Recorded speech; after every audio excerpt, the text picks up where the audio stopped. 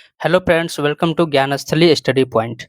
आज हम लोग आरआरबी ग्रुप डी का प्रीवियस ईयर क्वेश्चन देखेंगे मैथ का। क्विक रिवीजन होगा, शॉर्ट और एग्जाम पैटर्न बेस्ड, और टीसीएस पीक्यू सीरीज होगा जो हर एक साल एग्जाम में पूछा जाता है।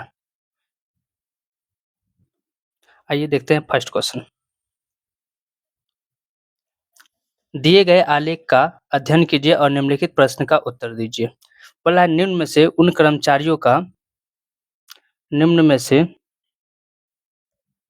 कर्मचारियों की संख्या को दर्शाया गया है जिन्होंने वर्ष 2010 में परिवहन के विभिन्न साधनों का उपयोग किया था। तो यहाँ पे क्या क्या है? कार है, कार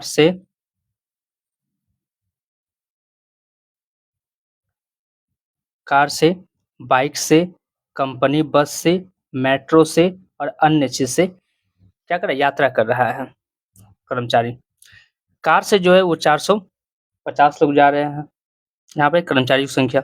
बाइक से 300 लोग, कंपनी बस से 550 लोग, मेट्रो से 150 और अन्य से 250। क्वेश्चन पूछा गया है कि बाइक का उपयोग करने वाले कर्मचारियों की संख्या और मेट्रो का उपयोग करने वाले कर्मचारियों की संख्या के बीच अनुपात बताइए। कौन कौन है? बाइक और मेट्रो।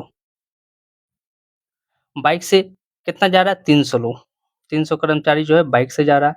और मेट्रो से कितना जा रहा है? 150। अनुपात पूछा है हमसे, अनुपात निकाल देंगे 2:1 answer. Question number next second. एक कार क्रमशः 10 किलोमीटर पर घंटा, 20 किलोमीटर पर घंटा, 30 किलोमीटर पर घंटा और 60 किलोमीटर पर घंटे की चाल से 3 किलोमीटर की 4 क्रमिक दूरियां तय करती है। कितना? 4। 3 किलोमीटर की 4 क्रमिक दूरियां तय करती है। तो इस दूरी में कार की औसत चाल ज्ञात करें। अब यहाँ पे क्या हुआ है? कितना स्पीड दिया हुआ है? एक स्पीड ये दिया हुआ है, एक 20 किलोमीटर पर घंटा दिया, एक 30 किलोमीटर पर घंटा दिया और एक 60 किलोमीटर पर घंटा की चाल से दिया है। और बोल रहा है चाल से 3 किलोमीटर की 4 क्रमिक दूरियां तय किए। तो इस दूरी की औसत चाल, अब औसत चाल बराबर ये एवरेज का क्वेश्चन है, एवरेज चैप्टर का क्वेश्चन है। और यहाँ पे हम लोग कुछ बेसिक कॉन्सेप्ट जानते हैं हम लोग। कॉन्सेप्ट, यदि औसत चाल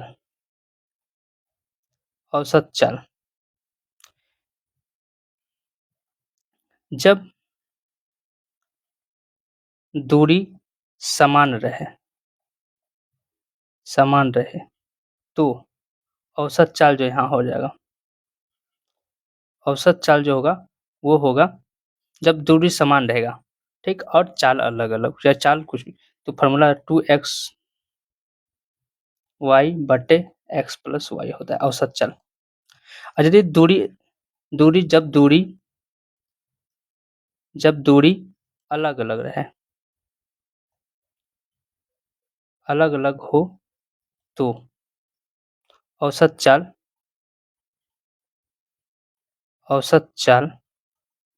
जो होगा वो होगा कुल दूरी बटे कुल समय। ये दो बात कंसेप्ट। अब यहाँ से पूछा है औसत चाल, यहाँ पे 4 दूरी, यहाँ पे 2 स्पीड रहता तो हम लोग डायरेक्ट निकालते, लेकिन यहाँ क्या है? 4। अब यहाँ पहला तो यहाँ पे औसत चाल निकालना है।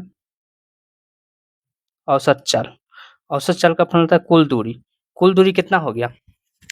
3 करके 4 क्रमिक दूरियां है। कितना दूरियां है? 4। और हर एक का स्पीड जो है अलग अलग है। पहला का 10 किलोमीटर पर घंटा है, दूसरे का 20 किलोमीटर, तीसरे का 30 किलोमीटर, चौथे का 60 किलोमीटर। तो और 3 क्रमिक दूरियां है, कुल दूरी कितना हो जाएगा? 4 क्रमिक दूरी है, यानी कि 3 + 3 + 3 + 3, 4 क्रमिक 3 किलोमीटर का दूरी है। पहला जो है कुल दूरी बटे कुल समय, तो टोटल दूरी 10 था और स्पीड उसका क्या था? 10 किलोमीटर पर घंटा। ये हो गया। दूसरा जो वो 3 किलोमीटर था और इसका स्पीड जो था 20 किलोमीटर पर घंटा। और तीसरा 3 किलोमीटर था और 30 किलोमीटर पर घंटा। और चौथा 3 किलोमीटर था और 60 किलोमीटर पर घंटा की रफ्तार से क्या रहा है? स्पीड चल रहा है। अब यहाँ हम लोग क्या निकाल देंगे, औसत चाल निकाल देंगे सबका, नीचे वाले का एवरेज निकाल लेंगे और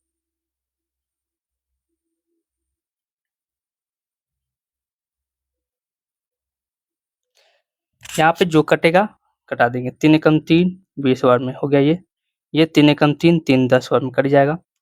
अब यहाँ पर हम लोग हो जाएगा तो ये हो गया 12 और ऊपर हो जाएगा, नीचे वाले का एलसीएम हो जाएगा 10 10 20 का एलसीएम 10 20 10 20 ये सब का एलसीएम जो हो जाएगा वो 20 हो जाएगा।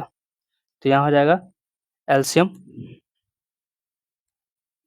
एलसीएम नीचे वाले का 20, यहाँ हो जाएगा 10 से भागा देंगे तो 2 और 3 दूना 6, यहाँ हो जाएगा 3, यहाँ हो जाएगा 2, यहाँ हो जाएगा 1, यानी कि 12 और ये 20 ऊपर चल जाएगा और नीचे बच जाएगा 6 3 9 2 11 1 12, ये खत्म हो जाएगा, यानी कि 20 किलोमीटर पर घंटा जो है ये क्या हो जाएगा, औसत चाल। औसत चाल। नेक्स्ट क्वेश्चन देखते हैं हम लोग। 1100 रुपया 2 वर्ष में 4% वार्षिक ब्याज की दर पर वार्षिक रूप में संयोजित है, चक्रवृद्धि ब्याज ज्ञात कीजिए। यानी कि 1100 रुपया है और ये चक्रवृद्धि ब्याज का, इसको हम लोग बोलते हैं कंपाउंड इंटरेस्ट, कंपाउंड इंटरेस्ट का क्वेश्चन है। अब यहाँ क्या क्या दिया हुआ है, 11,000 रुपया पी दिया हुआ है, ये पी हो गया। 2 वर्ष में 4% वार्षिक दर से, टाइम ये आर हो गया, आर हो गया, ये टाइम हो गया, ये टी हो गया और ये आर हो गया, रेट। वार्षिक ब्याज की दर पर वार्षिक रूप से संयोजित, यानी कितना, कभी कभी छमाही तिमाही भी देता है, यहाँ पे वार्षिक रूप से संयोजित हो रहा है, तो चक्रवृद्धि ब्याज ज्ञात करें। अब ऐसे हम लोग यहाँ पे क्या करेंगे, सी आई निकालना है, चक्रवृद्धि ब्याज जिसे कंपाउंड इंटरेस्ट बोलते हैं। यहाँ पी जो है वो कितना दिया हुआ है, 11,000 रुपया, पी फॉर मूलधन, इसको बोलते हैं हम लोग, यहाँ जो पी फॉर होता है प्रिंसिपल, यानी हिंदी में बोलते हैं इसको मूलधन, अपना धन। और आर का मतलब होता है रेट, दर। और टी का मतलब होता है टाइम, इसको बोलते हैं हम लोग समय। और ए का मतलब होता है अमाउंट, मिश्र धन, मिश्र धन। और आई का मतलब होता है इंटरेस्ट, और सी आई का मतलब होता है कंपाउंड इंटरेस्ट, चक्रवृद्धि ब्याज, ये होता है। अब हम लोग को यहाँ पी दिया हुआ है तुलना, अब पी हुआ है। अब यहाँ पे हम लोग एक कॉन्सेप्ट समझेंगे, जो पी आई और ए का, पी हमेशा 100 होता है और आई जो होता है वो होता है आर गुना टी, और टाइम जो होता है 100 प्लस आर टी होता है। ये कॉन्सेप्ट हम लोग, तो पी कितना दिया हुआ है, पी कितना दिया हुआ है 100, अब पी होता है कितना है 100। चूंकि हमको यहाँ सी आई निकालना है, तो सी आई के लिए सी आई का जो आर दिया हुआ कितना परसेंट दिया है 4%, और टाइम जो दिया है 2 ईयर के लिए दिया है, जिसको हम लोग 4 प्लस 4 गुना 4 बटे डायरेक्ट हम लोग 100 निकाल देंगे, तो जगह 8 प्लस 0.16 यानी कि 8.16, कितना आ जाएगा 8.16, तो 8.16 का सी आई हो गया, क्या हो गया सी आई हो गया। अब यहाँ से हम लोग डायरेक्ट निकाल देंगे, यहाँ 2 जो खत्म हो गया, और इसको पॉइंट यदि उड़ाते हैं तो नीचे 100 1 जीरो यहाँ पे खत्म हो गया। अब गुना करके 11 से 6 6 11 का 11 6 7 7 1 11 88 और 1 89 और 1 जीरो है 1 अंक बाद पॉइंट, यानी कि 897.6 ये हो जाएगा आंसर 897/6। तो ये सी आई का, इसमें बहुत सारा फॉर्मूला आता है, कॉन्सेप्ट आता है, लेकिन अभी हम लोग सिर्फ क्वेश्चन प्रैक्टिस कर रहे हैं, तो पता नहीं। नेक्स्ट क्वेश्चन देखेंगे हम लोग, x प्लस 1/x का 5 दिया है, तो x square plus 1/x square का मान निकालें। x प्लस 1/x जो दिया है कितना दिया हुआ है 5। अब यहाँ पर स्क्वायर पूछ रहा है, तो हम लोग क्या करेंगे, दोनों ओर स्क्वायर कर देंगे, क्या करेंगे दोनों ओर स्क्वायर कर देंगे, तो ये हो जाएगा, इसको हम लोग a, इसको हम लोग b मान लेते हैं। तो a प्लस b का होल स्क्वायर क्या होता है? a square plus b square plus 2ab ये होता है। तो a कौन हो गया? x, तो x का स्क्वायर प्लस b कौन हो गया? 1/x, तो इसका होल स्क्वायर और प्लस 2a कौन हो गया? x और b हो गया 1/x और यहाँ 5 का स्क्वायर 25। तो x x कैंसिल हो गया, तो ये हो गया एक्स स्क्वायर प्लस 1 का स्क्वायर 1/x स्क्वायर और यहाँ प्लस 2 बच गया 25। हमें मान किसका निकालना है? एक्स स्क्वायर प्लस 1/x 25 और यह प्लस में है तो -2, तो इसलिए X square plus 1/x square equal to 23। ये हो जाएगा final answer, question option number A. Next question देखते हैं, क्वेश्चन नंबर 5। एक व्यक्ति अपनी धनराशि का 20% गंवा देता है, जितना भी धन है उसका 20% गंवा देता है। शेष धनराशि का 25% खर्च करने के बाद उसके पास 480 रुपये बचते हैं, तो उसके पास मूल रूप से कितनी धनराशि था? मान लेते हैं मूल गंवा देने के बाद और शेष, ये तो मूल मान लेते 100 था, 100%, 20% गंवा दिया, बचा कितना? 80%, और शेष का 25% खर्च कर दिया, यानी कि शेष कौन हो गया? 80, और 80 में 25% खर्च कर दिया, तो बचा कितना? 25%, 25/100, यानी कि ये हो गया 25, 5 से 15 पचे 75, 2 बार में 10, 4, यानी ये हो गया 15 चौके 60। ये हो गया खर्च करने के बाद उसके पास अब जो बचत हुआ कितना रुपया हो गया? 800। तो बचत कितना हुआ? अब 100 था, 20 गंवा दिया, बचा 80, 80 में 60 खर्च कर दिया, तो बचत कितना हो गया? 20। यहाँ बोला है बचत कितना है? बचत 480 है, लेकिन बचत है कितना? 20%। 20%, अब 20 निकालना है। मूल कितना था? पहले कितना था मूल? तो मूल 100, 5 बार में कट गया, 8 पंचे 4, 4, 5 20 हजार 24, 2400 रुपया। मूल कितना हो गया? 2400 रुपया। बोल रहा है उसके पास 480 रुपये बचते हैं, तो उसके पास मूल धनराशि कितनी थी?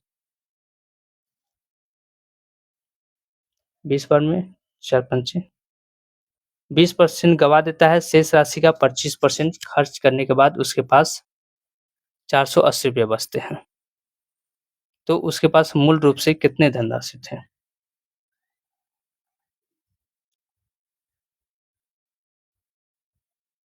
कहाँ पे मिस्टेक है? 20% है, मूल धनराशि 100 हो गया, गंवा 20% दिया, बचा 80%, 80% बचा, शेष धनराशि का 25% खर्च कर दिया, यानी कि 80 का 75% बचा उसका, तो शेष 25%, चूंकि सॉरी 25% खर्च किया है, यहाँ पे मिस्टेक हो रहा है। यहाँ पे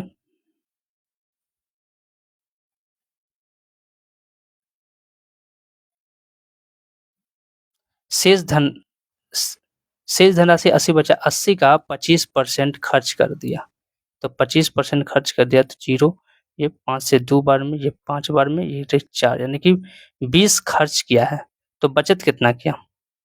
बचत जो है 60 किया, 60 किया। वो बोल रहा है बचत कितना हुआ रुपया में? 480 रुपया। हम बोले बचत कितना हुआ है? 60 रुपया। तो ये खत्म हो गया, ये कट गया, 8 छक्के 48 और 100 से गुना हो गया, तो ये हो गया 800 रुपया। कितना हो गया? 800 रुपया।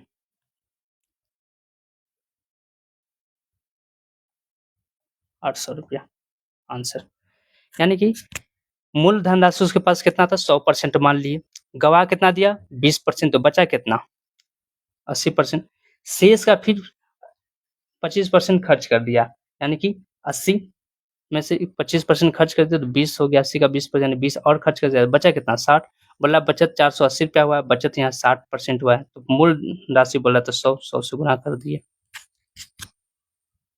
ये हो गया। नेक्स्ट क्वेश्चन देखते हैं हम लोग। दो संख्याओं का योग 36 है, एक संख्या का 5 गुनी दूसरी संख्या के 4 गुनी के बराबर है। दो संख्या दोनों का योग 36 है, एक संख्या का 5 गुनी, मान लेते एक संख्या ए है, इसका 5 गुना दूसरी संख्या के 4 गुनी, दूसरी संख्या b है, इसके 4 गुने आपस में क्या है? बराबर है। तो दोनों संख्याओं में से बड़ी संख्या कौन-सी है? तो यहाँ पे हम लोग a/b 4/5 यानी कि a हो गया 4, b हो गया 5। तो दोनों में बड़ी संख्या कौन है? तो दोनों का योग कितना है? दोनों का योग है 36। यहाँ पे दोनों का योग कितना हो गया? 9। बड़ी संख्या कौन है? a 4 है, b 5 है, तो बड़ी संख्या कौन है? b। ये हो गया 9 चौक 36 यानी 5 चौके 20। Option number 1। नेक्स्ट क्वेश्चन देखते हैं हम लोग। निम्नलिखित में कौन सी संख्या 11 से विभाज्य है? अब 11 से विभाज्य का नियम क्या है? विभाज्यता का नियम क्या है? कि सम संख्या और विषम संख्या का योग क्या होगा? 11 से भाग लेना चाहिए। अब हम लोग यहाँ पे चेक करना होगा सम संख्या कौन-कौन हो गया? जैसे ये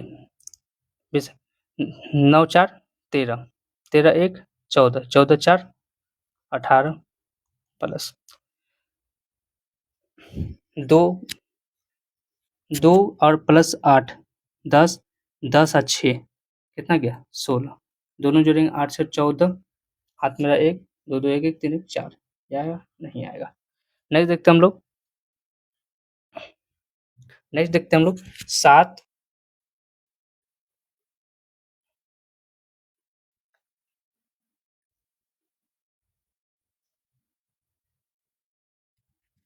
नेक्स्ट देख रहे हैं हम लोग 7 4 5 4 ये हो गया।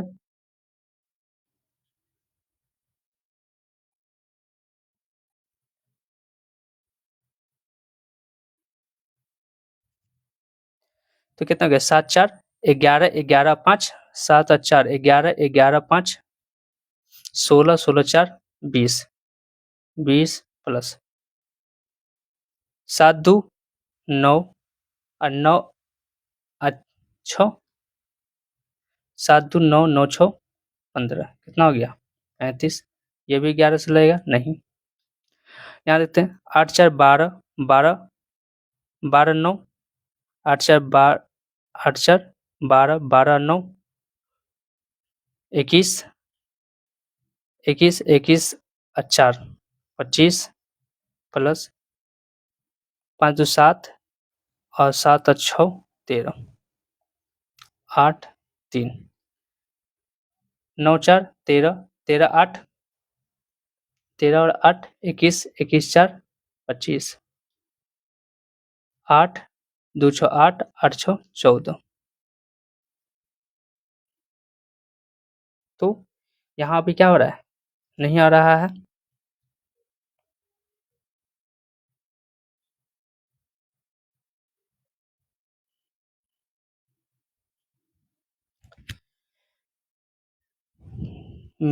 जोड़ने में कहीं मिस्टेक हो रहा है, फिर से एक बार हम चेक कर लेते हैं। सम संख्या और विषम संख्या का योग जो है दोनों का अंतर होना चाहिए। मिस्टेक हो रहा था।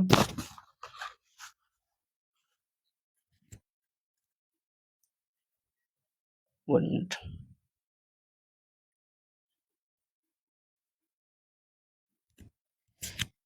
पूरा एक डिफिनेशन 11 का व्यवस्था का नियम का हम लोग लिखा देते हैं।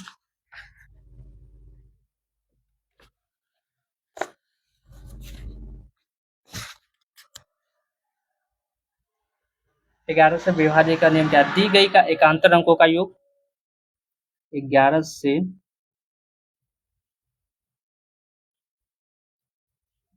विभाज्य होने का नियम जो है वो दिया है दी गई एकांतर का योग और का अंतर 11 से विभाज्य हो और वह संख्या 11 से विभाज्य हो। दोनों को जोड़ेंगे हम लोग। यहाँ पे हम लोग जोड़ते हैं। फिर से एक बार जोड़ते हैं हम लोग। 9 और 4 9 4 प्लस 1 प्लस 6, ये कितना हो जाएगा, सबको प्लस करना है, ये हो जाएगा 9 4 13, 13 1 14 और 14 और 4 20,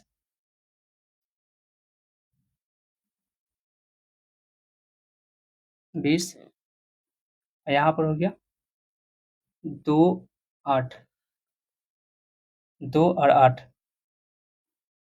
10, 10 और 6 16, 16। अब दोनों जो है 16 माइनस 14, 16 माइनस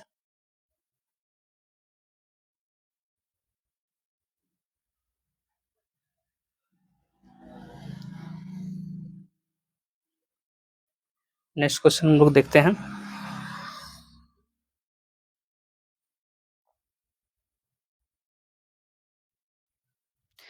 दोनों का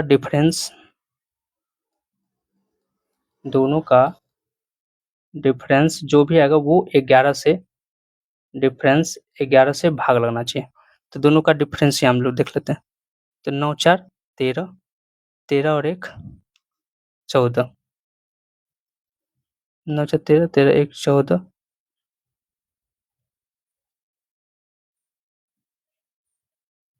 4 20।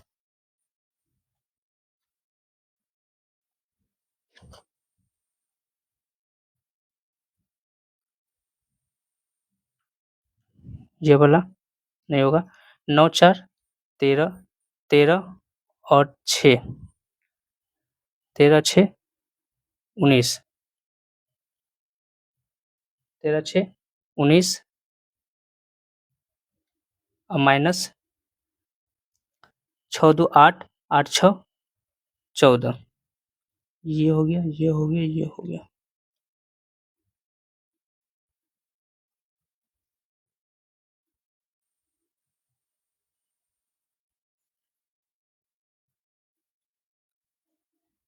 नौ चार 13, 13 और 8, 13 और 8 21, 13 और 8 21, 21 से 25 माइनस 8, 8 6 14, माइनस करेंगे हम लोग इसको तो ये हो जाएगा 1 और 1 11, यही होगा ऑप्शन नंबर ये हो जाए 11 से भाग लग जाएगा। बाकी ये लोग ये सब नहीं लग रहा है। नेक्स्ट क्वेश्चन देखते हैं हम लोग।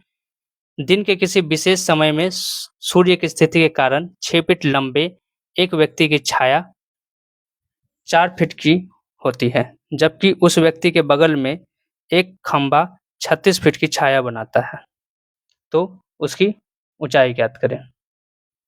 अब यहाँ पे क्या है,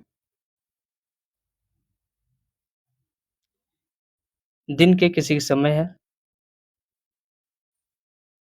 दिन के किसी समय सूर्य की स्थिति के कारण 6 फीट के लंबे एक व्यक्ति, 6 फीट एक लंबा व्यक्ति है और उसकी छाया जो है, उसका छाया यहाँ पे पड़ेगा, मान लीजिए यहाँ सन है और ये इसका 6 फीट व्यक्ति है, तो इसका छाया जो है यहाँ पे पड़ेगा कितना फीट, 4 फीट, ये 6 फीट, ये 4 फीट, जबकि उस व्यक्ति के बगल में एक खंबा 36 फीट ऊंचा खड़ा है, 36 फीट ऊंचा, यहाँ पे उसी के बगल में जस्ट 36 फीट छाया की, उसके बगल में एक खंबा 36 फीट की छाया बनाता है, उसके बगल में एक खंबा है जो 36 फीट का छाया बनाता है, तो खंबे की ऊंचाई ज्ञात करें। खंबे की, अब एक और है जो उसके बगल में जो कितना फीट का लगा रहा है, तो यहाँ पे समरूप के त्रिभुज के हम लोग लगाते हैं, किसके समरूप, एक इस टाइप का है और एक छोटा, ये 6 फीट वाला मानते हैं, 4 फीट वाला, और ये एक खंबा है,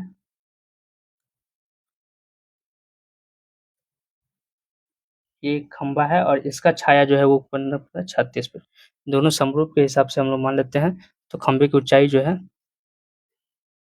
समरूप त्रिभुज, खंबे की ऊंचाई क्या निकालना है, ऊंचाई निकालना है, तो यहाँ पर हो जाएगा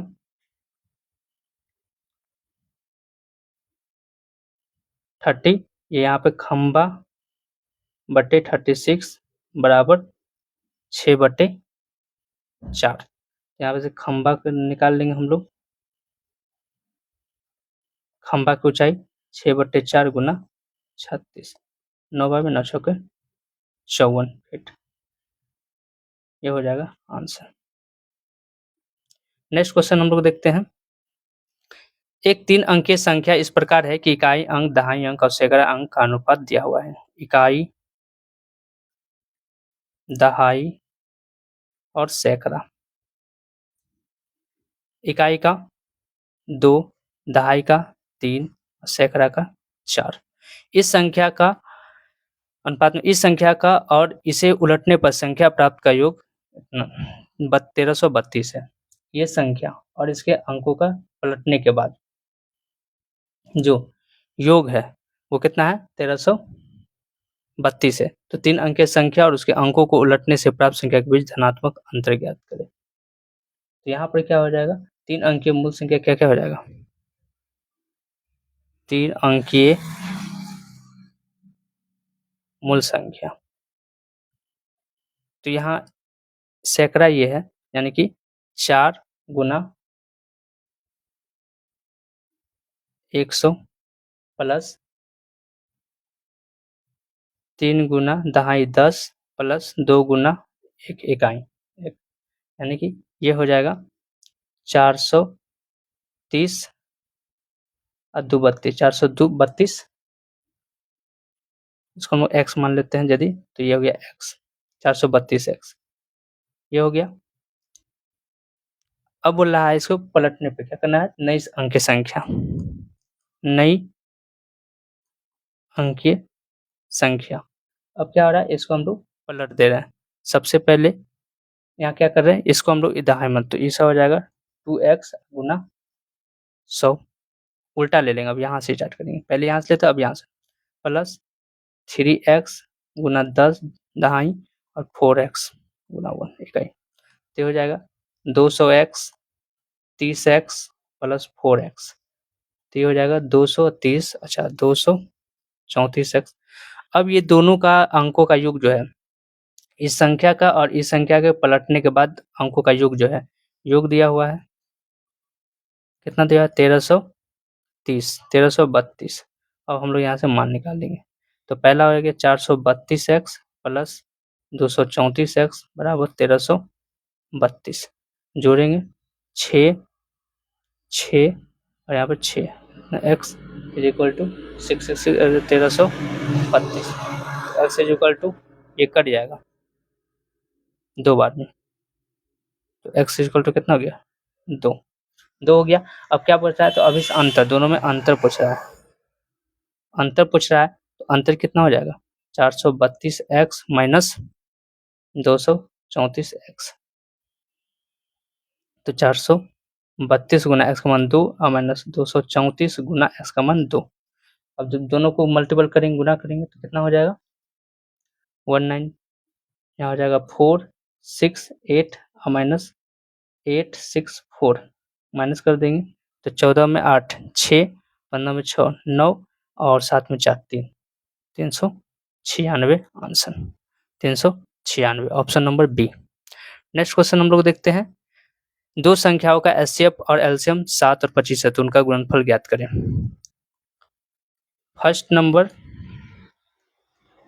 गुना second number is equal to LCM गुना एचसीएफ होता है। अब यहाँ से हम लोग क्या बोला? उनका गुणनफल ज्ञात। एचसीएफ एलसीएम दे दिया है, तो उनका गुणनफल ज्ञात करना है। तो गुणनफल क्या होता है? ये दोनों का, दोनों संख्या गुणनफल ही है, और गुणनफल इसको क्या बोलते हैं? गुणनफल, यानी गुणनफल जो है क्या हो जाएगा? दोनों का, ये तो दोनों को गुना कर देंगे हम लोग, दोनों को गुना कर देंगे। 7 × 5 = 45 के 5, 7 × 2 4 5, 7 × 5 = 35, 5 × 3 7 × 14, 14 3 17 17 1, 7 × 14 1 15, 1575। फिर 7 में 17 3, 7 × 28, 28 3 31 के 1, 7 × 5 = 35, 17 3, 7 × 28 3 31 के 1, हाथ में रख 2, 7 × 14 2, 7 × 14 और 3 17, 1715, option number D. Next question देते हैं। एक व्यक्ति ने 1 रुपये में 3 की दर से और 1 रुपये में 2 की दर से सामान में संतरे खरीदे।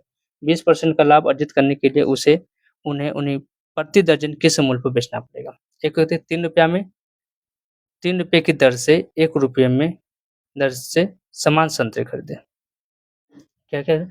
यानी कि एक संतरा एक व्यक्ति ने 1 रुपये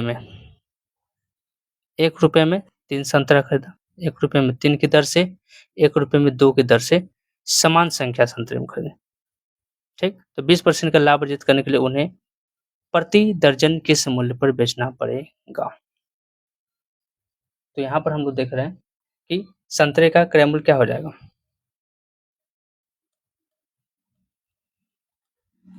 संतरे का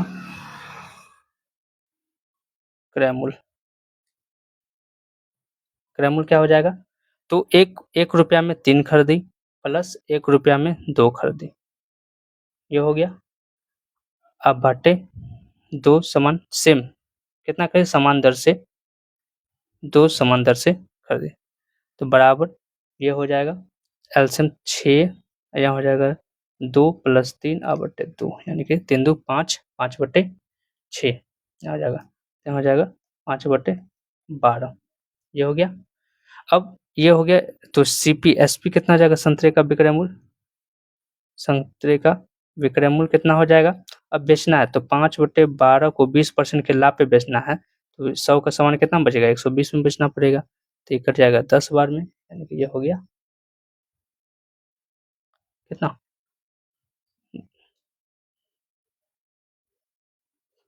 50 50 और इसको 12 रुपये में पर संतरे बेचना है, कितना पे?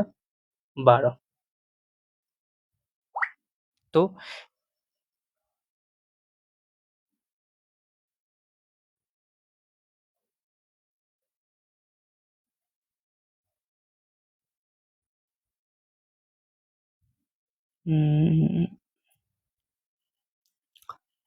हम लोग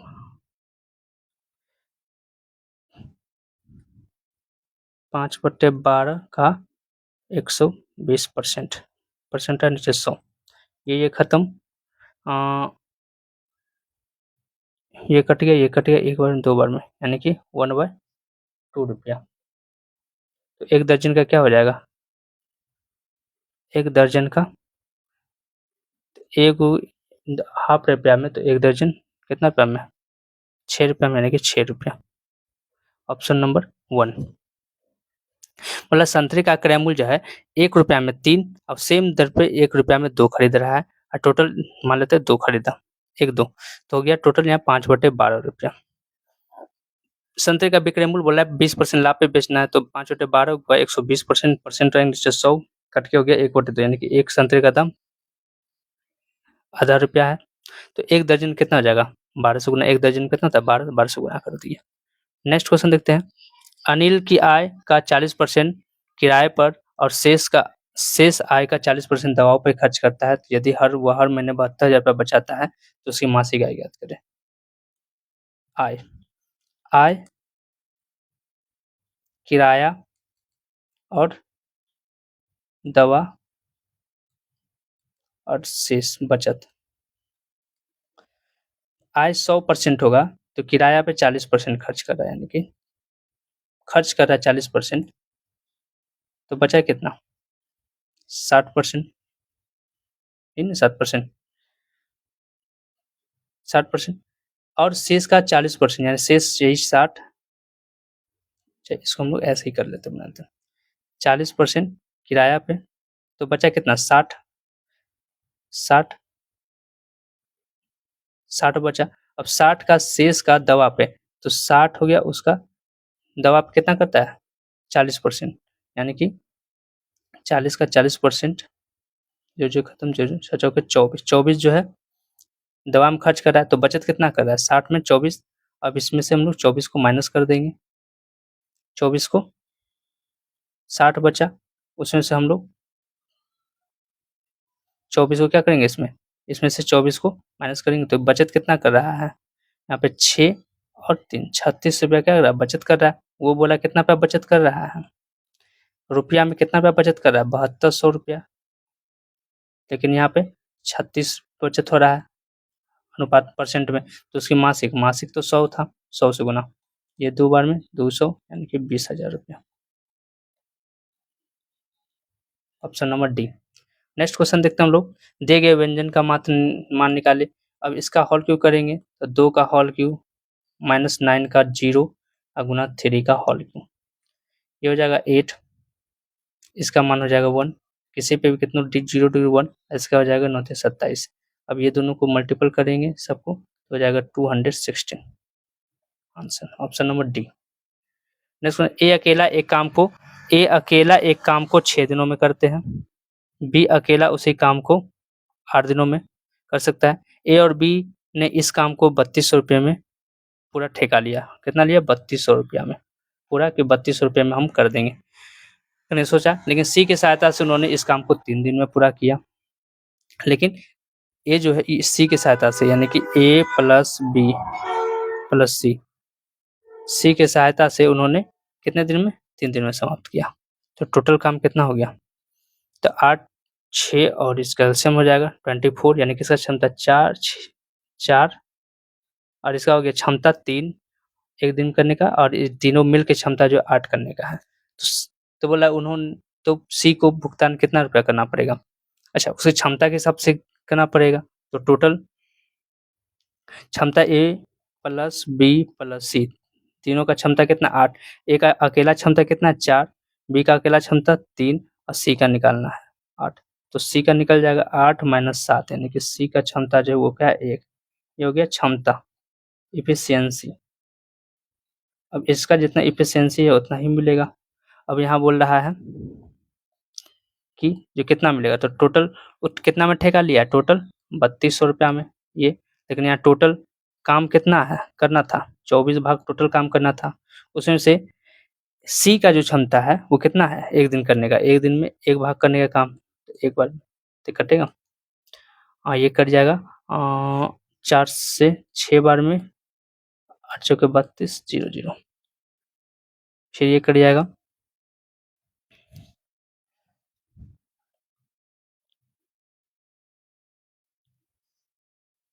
फिर 3 से, ये 3 बार में, ये 400 बार में, ये हो गया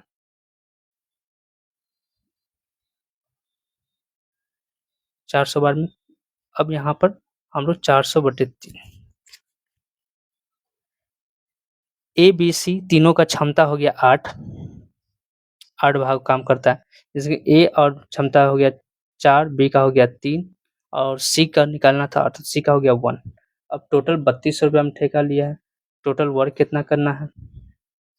24 भाग करने का, कितना भाग किया?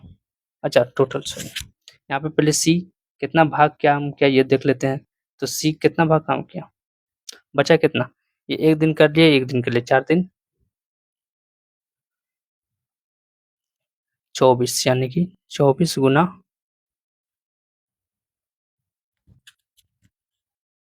एक दिन काम करने का क्षमता उसका 1 है।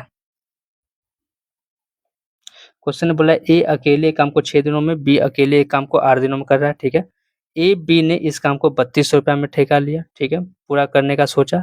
सी की सहायता से उन्होंने इस काम को 3 दिनों में पूरा कर दिया, 3 दिनों में पूरा किया। तो बोला है सी को कितना भुगतान करना होगा, ये बोल रहा है। टोटल 3200 है, टोटल वर्क 24 है। तो एक कितना दिन, एक कितना काम किया?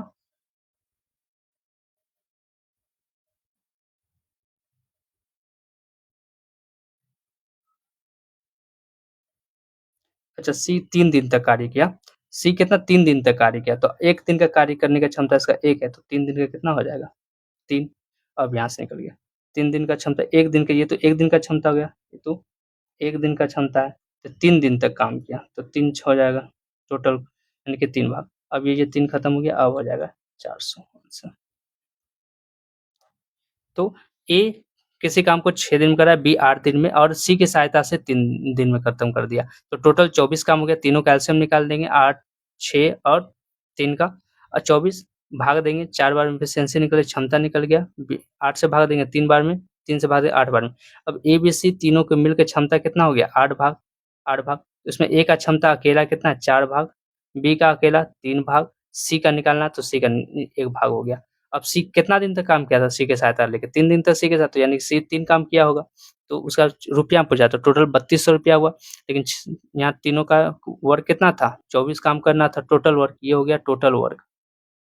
टोटल वर्क अब बोल रहा है सी का निकालना तो सी 3 दिन का 3 से गुना कर दिए, अब कट जाएगा 400 गुना 3 मतलब 400 हो गया यहाँ पे आंसर। एक दुकानदार 5% 4% की कार्मिक छूटें प्रदान करता है जो एक एकल छूट के बराबर है। ठीक है, तो 5 + 4 माइनस 5 गुना 4 बटे 100, 5 4 9 माइनस 20 बटे 100 ऐसे खत्म जी, यानी कि 9 माइनस 0.2 यानी कि ये हो जाएगा 8.8% answer, option number C. Next देखेंगे, एक त्रिभुज की भुजा की लंबाई 5 सेंटीमीटर 7 सेंटीमीटर 10 सेंटीमीटर है, त्रिभुज का क्षेत्रफल ज्ञात करना है। अच्छा, त्रिभुज का क्षेत्रफल क्या होता है? अब ये कौन सा है 3 का है, तो यहाँ पर ये एरिया जो रहेगा त्रिभुज का क्षेत्रफल जो होगा ये हो जाएगा √15 s minus a s minus b s minus c. अब यहाँ s जो बराबर होता है वो a plus b plus c by 2 होता है, तो a हो गया 5 + 7 + 10 बटे 2, तो ये सबसे 12 22 बटे 2 कट के 11। अब यहाँ हम लोग मान बैठा देंगे 11 s का मान कितना है 11 माइनस 5 11 माइनस 7 11 माइनस 10। अब जो मान आएगा हो जाएगा 11 गुना 11 में 5 6 गुना 11 में 4 और 11 में 1। अब गुना करेंगे सबको तो 66 इंटू 4 6 इंटू 4 6 चौक 24 हाथ रहे 6 24 2 26 264। अब 264 किसी का स्क्वायर है 264 किसी का स्क्वायर है, तो 264 66 इंटू 4, तो इसको हम लोग स्क्वायर नहीं है तो लगभग इसको हम लोग एक काम कर सकते हैं आसान करने के लिए, इसको हम लोग यहाँ 4 को निकल जाएगा 2 बाहर और यहाँ आ जाएगा 66 यानी कि 2√66, option number A answer. Next, क्योंकि ये क्या है ये विषमबाहु त्रिभुज है, सब भुजा इसका अलग अलग है इसलिए ये फार्मूला का यूज हुआ है, इसको हीरोन्स का फार्मूला भी करते हैं हम लोग। नेक्स्ट देखते हैं हम लोग, एक कक्षा में 50 विद्यार्थियों की औसत लंबाई 150 सेंटीमीटर है। ठीक है, टोटल 50 है जिसका औसत 150 है। ठीक है, उनमें से 5 जिनकी औसत लंबाई, उनमें से 5 ऐसा है जिसकी औसत लंबाई 146 है। कक्षा छोड़ 146 सेंटीमीटर है, कक्षा छोड़ देते हैं। ठीक है, और 5 अन्य जिनकी औसत लंबाई 156 है वो कक्षा में सम्मिलित हो जाते हैं। ये जो है यानी कि 5 स्टूडेंट छोड़ा और 5 स्टूडेंट आ गया, लेकिन छोड़ा जो वो कम वाला छोड़ा और आया जो वो ज़्यादा वाला है, तो कक्षा में सम्मिलित हो जाते हैं, तो कक्षा में विद्यार्थियों की नई औसत क्या आ जाएगी, तो यहाँ पे हम लोग डायरेक्ट नई औसत निकालेंगे, तो नहीं तो ओल्ड प्लस न्यू ऐसे करके, तो ओल्ड कितना हो गया 150 तो था ही। अब जैसे कोई पुराना पुराना आदमी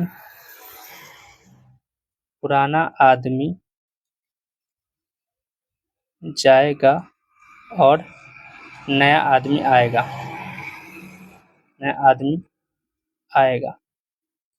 तो यदि पुराना आदमी जो जा रहा है वो 46, उसका औसत कितना है 146 सेंटीमीटर वाला है, और जो नया आ रहा है वो ज़्यादा वाला आ रहा है, यानी कि अब जो एवरेज जो है वो क्या आ जाएगा सबका बढ़ जाएगा क्योंकि गया कम वाला आया ज़्यादा वाला, तो बढ़ जाएगा, कितना बढ़ गया 146 में 56 तो कितना 10 बढ़ गया, और 10 कितना पे बढ़ गया सब पे 10, और टोटल कितना 10 बढ़ गया, और टोटल क्या वो था 10 हर एक पे बढ़ गया, तो हर एक पे कितना था 5, तो 5 यहाँ से कट गया यानी कि 150 और प्लस 2 152।